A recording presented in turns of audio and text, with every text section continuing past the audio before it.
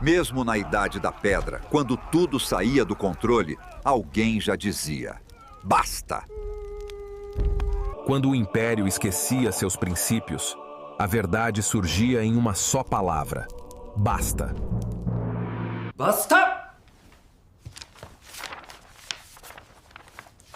もうたくさんだ! Audiolivro Basta! Existe saída para a polarização mundial? Por André Bianchi. Basta. Uma palavra curta, densa, definitiva. Não é um sussurro diplomático, é um grito. Um grito que ecoa das ruas, das redes, das salas de jantar divididas, dos parlamentos em guerra ideológica, dos olhos cansados de quem já não aguenta mais escolher entre extremos. Entre um lado que julga e outro que cancela. Entre a justiça sem compaixão e a compaixão sem responsabilidade. Vivemos tempos de trincheiras invisíveis, mas profundas. Famílias rachadas, amizades quebradas, nações fragmentadas. E o mais perigoso, estamos perdendo o centro, o lugar do diálogo, o espaço do encontro. Mas será mesmo inevitável? Será que o mundo precisa, obrigatoriamente, ser dividido em nós e eles? Será que não há ainda um caminho do meio? Um lugar onde justiça e misericórdia não sejam inimigas, mas complementares? Onde o firme e o suave coexistam? Este livro nasceu desse incômodo, dessa busca por sentido no meio do barulho. Não é um manual de respostas, mas uma travessia de perguntas. Vamos mergulhar nas sabedorias esquecidas, da filosofia, da espiritualidade, da cabala, dos caminhos orientais e da própria história da humanidade, para entender como já superamos crises parecidas e como podemos fazê-lo novamente. Mas este livro também é um chamado aos jovens que ainda acreditam na beleza do futuro, aos líderes silenciosos que já praticam a reconciliação em suas casas, escolas e comunidades, aos sábios e sábias que, mesmo cansados, guardam a memória do equilíbrio. A você, que abre estas páginas com o coração inquieto, deixo apenas um pedido. Não escolha um lado. Escolha um centro verdadeiro, aquele que acolhe, escuta e transforma. Porque o mundo não precisa de mais extremos, precisa de pontes. E talvez, só talvez, sejamos nós os arquitetos dessas pontes. André Bianchi, Florianópolis, 2025. Capítulo 1. O mundo em trincheiras. Vivemos em um mundo onde a dúvida virou fraqueza e a certeza uma arma. A todo instante somos empurrados para escolher um lado, esquerda ou direita, progresso ou tradição, ciência ou fé, liberdade ou segurança. E se não escolhermos rápido e alto, seremos acusados de conivência, covardia ou traição. Nas redes sociais, o debate virou batalha. Nos lares, o silêncio substituiu o afeto. Nos parlamentos, a escuta virou raridade. E nas universidades, já não se busca a verdade, mas o argumento que humilha melhor o adversário. Estamos em guerra, não uma guerra de armas, mas de narrativas. Uma guerra onde a complexidade é esmagada por slogans, e o outro virou inimigo moral. O algoritmo aprendeu a explorar nossa indignação. Nos mostra só o que confirma nossos medos e reforça nossos preconceitos. Nos prende em bolhas de confirmação, onde todos pensam igual. E quem pensa diferente é visto como ameaça.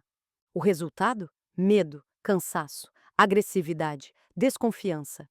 Como se estivéssemos todos em trincheiras, esperando o próximo ataque. Só que o inimigo, muitas vezes, está bem ali, na sala ao lado, na mesa de jantar ou dentro de nós mesmos. Mas essa polarização não é natural. Ela foi cultivada, alimentada por interesses políticos, econômicos, midiáticos e também por nossas próprias feridas mal curadas. A verdade é que estamos carentes de sentido, perdidos entre ideologias rasas, promessas vazias e medos antigos. E quando falta propósito, buscamos identidade no conflito. Quando não sabemos quem somos, nos definimos por quem combatemos. Mas, e se existisse outro caminho?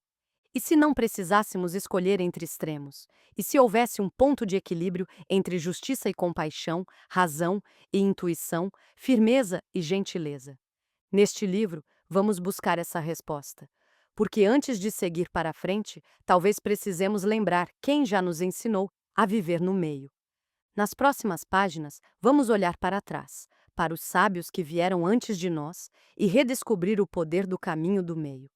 Porque o mundo não precisa de mais soldados, precisa de sábios construtores de pontes.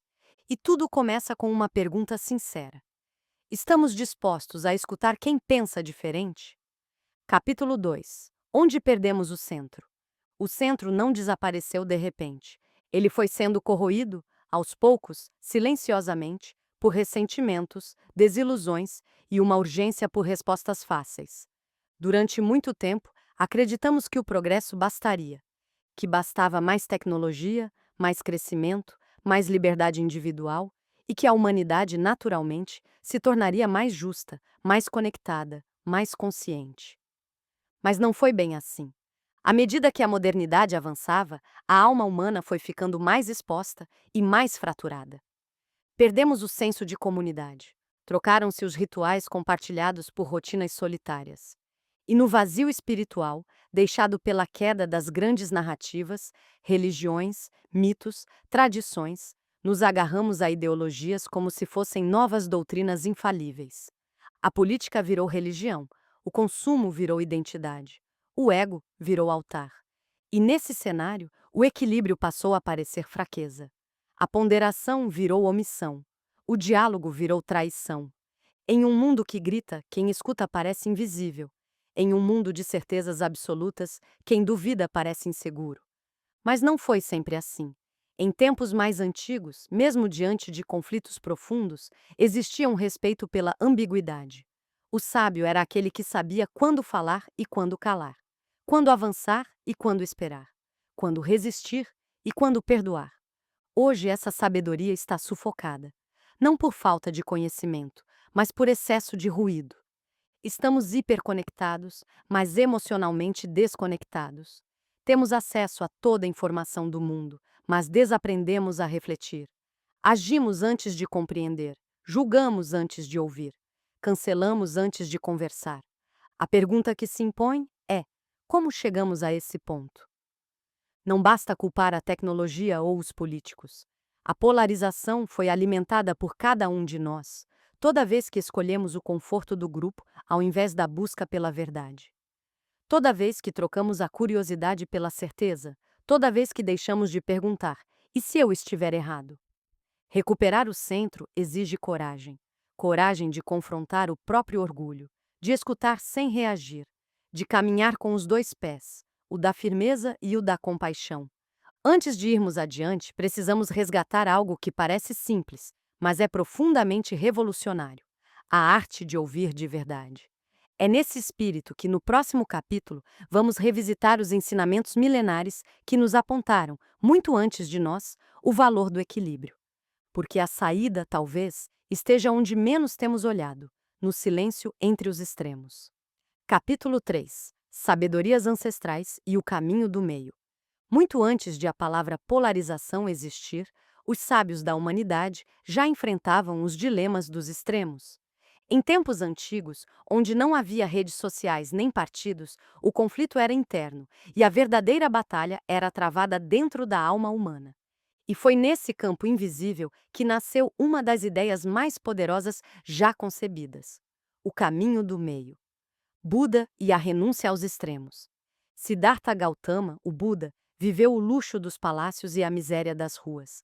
Experimentou os dois extremos, o prazer absoluto e a renúncia absoluta, e descobriu que nenhum deles trazia libertação real. Foi então que ele proclamou o caminho do meio, nem indulgência, nem ascetismo, mas um caminho de presença, atenção e equilíbrio, a base para o que chamamos hoje de meditação, compaixão e sabedoria prática, a Cabala e os 3 pilares do universo. Na tradição mística judaica, a árvore da vida apresenta 3 colunas simbólicas: a da misericórdia, Chesed, a da justiça e severidade, Gevurá, e a coluna central do equilíbrio, Tiferet. Tiferet representa o coração da existência, o ponto onde o amor se une à ordem, onde a compaixão encontra limites e onde a harmonia surge da tensão entre opostos. Esse é o centro que sustenta o mundo, segundo os cabalistas. E, simbolicamente, é também o centro que deve ser restaurado dentro de cada um de nós. Aristóteles e a virtude como equilíbrio. Na filosofia grega, Aristóteles definia a virtude como um meio-termo entre dois vícios. A coragem, por exemplo, era o equilíbrio entre a covardia e a imprudência. A generosidade entre a avareza e a prodigalidade. Para ele, a sabedoria estava justamente em evitar os extremos e cultivar o que ele chamou de mesotes, a justa medida, o Tao e a dança entre opostos. Na tradição chinesa, o Tao é o fluxo essencial da vida. Ele não se impõe, ele flui. E o Yin Yang representa a alternância e interdependência dos opostos. A noite contém o germe do dia, a fraqueza pode conter força, e todo extremo, se levado longe demais, se transforma em seu oposto. Viver em harmonia com o Tao é viver sem resistência desnecessária, sem rigidez dogmática. É caminhar no fio tênue da sabedoria. Esses ensinamentos têm milhares de anos, e, no entanto, são mais urgentes hoje do que nunca. Não estamos diante de um problema inédito. Estamos diante de uma crise espiritual disfarçada de crise política. O mundo clama por tecnologia, por reformas, por novas instituições, mas, acima de tudo, clama por sabedoria. E a sabedoria não grita, ela sussurra. É hora de escutarmos novamente os sussurros antigos. E talvez, só talvez, redescobrirmos que o caminho do meio não é um lugar de indecisão, mas o único lugar onde a verdade pode florescer sem violência. Capítulo 4. A Cabala e o equilíbrio das forças. Se existe uma linguagem espiritual que nos ajuda a compreender os extremos e, ao mesmo tempo, a integrá-los com sabedoria, essa linguagem é a da Cabala. Muito além de um misticismo esotérico ou de modismos modernos, a Cabala é uma tradição profunda, transmitida oralmente por gerações de sábios judeus, que busca entender a estrutura oculta do universo e da alma humana. E no coração dessa tradição está o equilíbrio, a árvore da vida, mapa do ser e do cosmos. A Cabala visualiza a criação como uma árvore da vida, formada por 10 sefirot, ou esferas de manifestação divina, distribuídas em 3 colunas. A coluna da direita, Chesed, amor, misericórdia, Netzach, vitória, e Choshma, sabedoria. A coluna da esquerda, Gevurá, rigor, justiça, Hod, esplendor, e Biná, entendimento. E a coluna central, Tiferê, beleza, equilíbrio, Yesod, fundamento, Keter, coroa, e Malkut, reino. Essas colunas representam forças cósmicas, mas também dinâmicas humanas. Chesed, o amor expansivo, sem limites. Gevurá, o julgamento e a contenção, a força que define limites. E Tiferé, o centro harmonizador entre essas tensões, o ponto de equilíbrio entre compaixão e justiça. Tiferé, beleza que nasce do equilíbrio. Tiferé é muitas vezes traduzida como beleza, mas seu significado profundo vai além da estética. É a beleza do equilíbrio, da harmonia entre opostos. Tiferé não anula nem Chesed nem Gevurá. Ela os integra. É o coração da árvore da vida e, simbolicamente, o coração do ser humano desperto.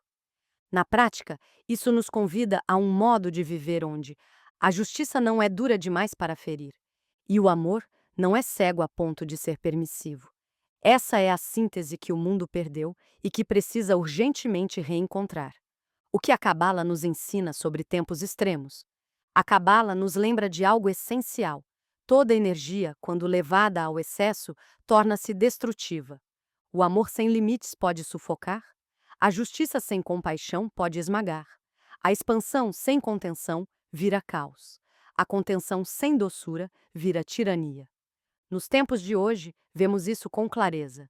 Pessoas bem-intencionadas, defendendo justiça com tanto fervor, que acabam criando novas formas de exclusão. Outras, clamando por liberdade, com tanto medo da autoridade, que deslegitimam qualquer ordem. A Cabala nos convida a ir além dessas armadilhas. Ela nos lembra que a luz mais pura só desce quando há um vaso equilibrado para contê-la. E que o verdadeiro poder espiritual não está em ter razão, mas em unir o que parece inconciliável. O mundo não precisa de mais polarização espiritual, nem de dogmas vestidos de tolerância. Precisa de uma sabedoria que sabe quando abrir e quando fechar, quando agir e quando silenciar. Na linguagem da Cabala, isso se chama Da'at, o conhecimento que emerge quando o coração e a mente se alinham. E talvez, hoje, o maior ato de coragem não seja gritar por um lado, mas sustentar o centro, mesmo quando tudo ao redor parece querer nos puxar para fora dele. Capítulo 5. Já vencemos antes. Não estamos vivendo a primeira grande crise de divisão da humanidade. Embora o presente pareça insuportável e sem saída, a história nos lembra que já atravessamos abismos maiores e que há saída, sim. O medo quer nos fazer crer que o mundo está irremediavelmente perdido. Mas a memória nos sussurra o contrário. Nós já soubemos transformar dor em ponte. E quando líderes éticos e corações despertos se unem, o impossível torna-se real. O apartheid e a reconciliação na África do Sul. Durante décadas, a África do Sul foi símbolo da separação. Leis brutais, racismo institucionalizado, violência como regra. Mas quando o apartheid caiu, o mundo esperava vingança. O que veio foi algo revolucionário. Nelson Mandela e Desmond Tutu escolheram o perdão ativo. Criaram a Comissão da Verdade e Reconciliação, onde vítimas e agressores se encontravam, choravam, escutavam, perdoavam. Não foi fácil, não foi perfeito. Mas foi um exemplo vivo de que o caminho do meio, entre justiça e misericórdia, pode curar um povo inteiro. A reunificação da Alemanha. Após a Segunda Guerra Mundial, a Alemanha foi dividida. 2 países, 2 sistemas, 2 narrativas. A cortina de ferro separava famílias, sonhos, realidades. Mas em 1989, sem um tiro, o Muro de Berlim caiu. Milhares de cidadãos do lado oriental atravessaram, abraçaram os vizinhos do outro lado. A alegria foi coletiva, mas a integração exigiu trabalho árduo, escuta, paciência e muita reconstrução interna. A reunificação não apagou as diferenças, mas fez delas um novo ponto de partida. Brasil, das ditaduras ao Pacto Democrático. Nos anos de chumbo, o Brasil viveu censura, tortura, silenciamentos. Mas nos anos 1980, algo extraordinário aconteceu. Milhões foram às ruas. Ouvimos vozes de todos os cantos, cores e credos exigindo liberdade e dignidade. A redemocratização brasileira foi construída por mãos diversas, intelectuais e operários, jovens e velhos, religiosos e agnósticos. A Constituição de 1988 selou esse pacto coletivo por um novo país. Há quem discuta hoje que essa mesma Constituição criou uma guinada perigosa que abriu espaço para o exagero na outra direção, provocando os tempos de libertinagem na máquina pública, segurança e justiça que vivemos hoje. Talvez até que o tão declamado Estado Democrático de Direito esteja montado em torno de uma hipocrisia que ilude o povo achando que tudo está correto segundo a Constituição, quando, na verdade, segue-se como em Roma, com pão e circo. Mas, de qualquer forma, isso temos que retomar mais para frente neste trabalho. Para muitos, a redemocratização e eleições diretas foi sim um tempo de transformação. Foi um tempo em que, como alguns gostam de dizer, a esperança venceu o medo. Não por mágica, mas porque escolhemos escutar, negociar, confiar novamente. Esses momentos históricos provam que a reconciliação é possível. Mas ela não nasce do consenso, e sim da disposição de continuar conversando, mesmo sem concordar. A história não é cíclica por acaso, ela se repete, até que aprendamos. E talvez agora, mais uma vez, o mundo esteja nos chamando para uma nova escolha. Ou nos mantemos presos ao conflito, ou nos tornamos os novos costureiros da paz. No próximo capítulo, vamos olhar para o futuro e imaginar quem são os líderes e visionários que podem guiar essa nova travessia. Não com gritos, mas com presença, lucidez e coragem. Capítulo 6. A nova liderança que o mundo precisa. O mundo não está em crise apenas por falta de recursos, está em crise por falta de liderança verdadeira. Não precisamos de mais chefes, nem de salvadores da pátria. Precisamos de lideranças conscientes, pessoas que liderem pelo exemplo, pela escuta e pela integridade. Líderes que saibam silenciar o ego para amplificar a voz do coletivo. Mas o que define essa nova liderança? Primeira, coragem para não escolher lados. A nova liderança não se sente confortável nos extremos. Ela reconhece a complexidade dos tempos e resiste à tentação de simplificar demais. É a coragem de estar no meio, não por indecisão, mas por sabedoria. De manter a ponte quando todos querem levantar muros. De ser o ponto de equilíbrio numa sociedade viciada em antagonismos. 2. Inteligência emocional e espiritual. Não basta ser estrategista ou técnico. O novo líder sabe ler o mundo por dentro e por fora. Consegue acolher a dor do outro sem absorver o veneno.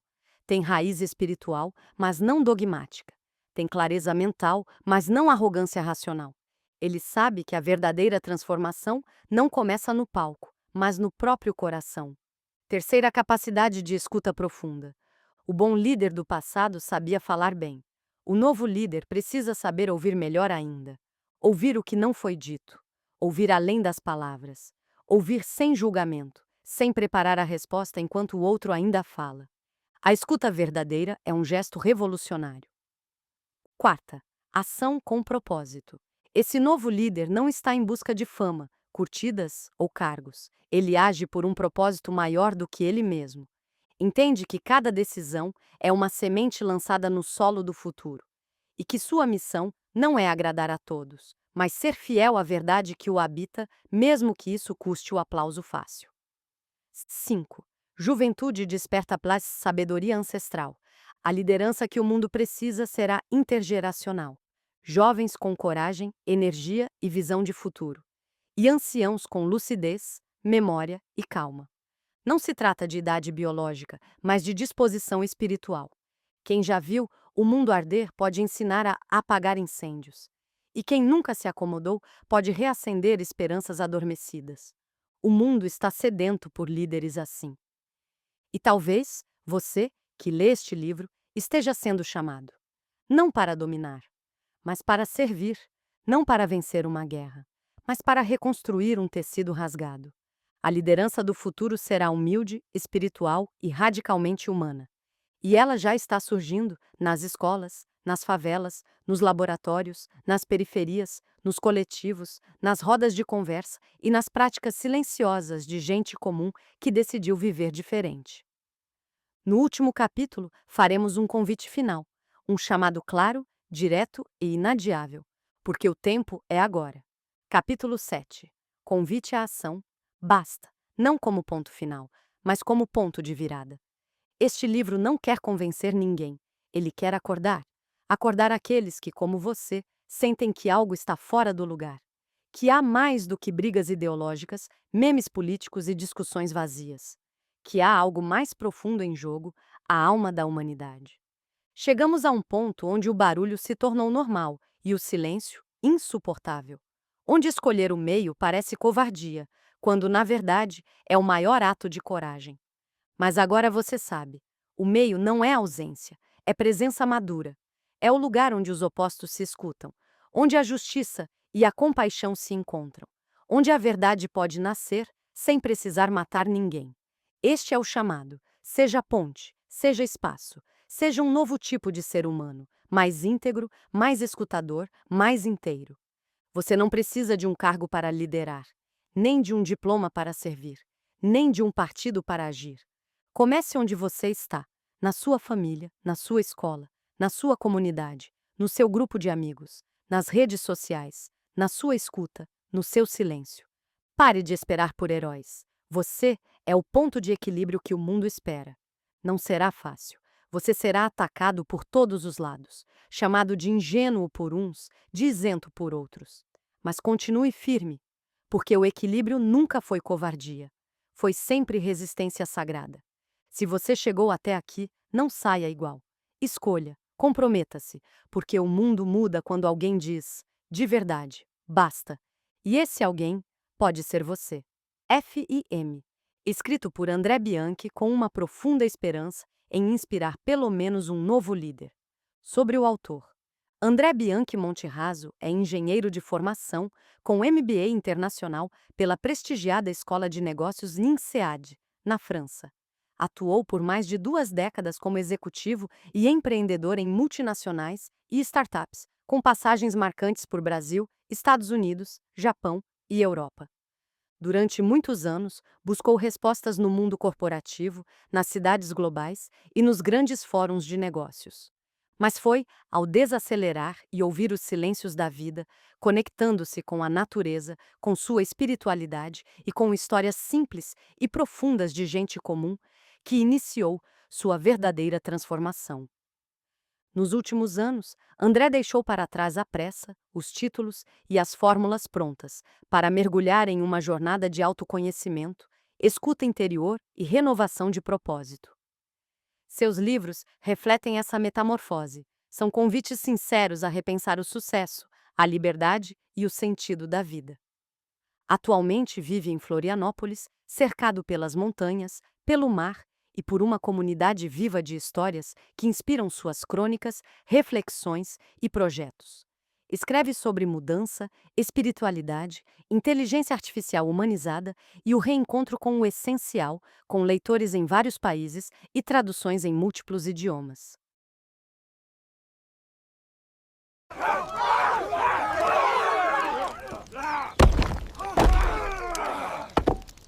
Basta! Remember these words of wisdom, and may your path be illuminated. Follow for more guidance.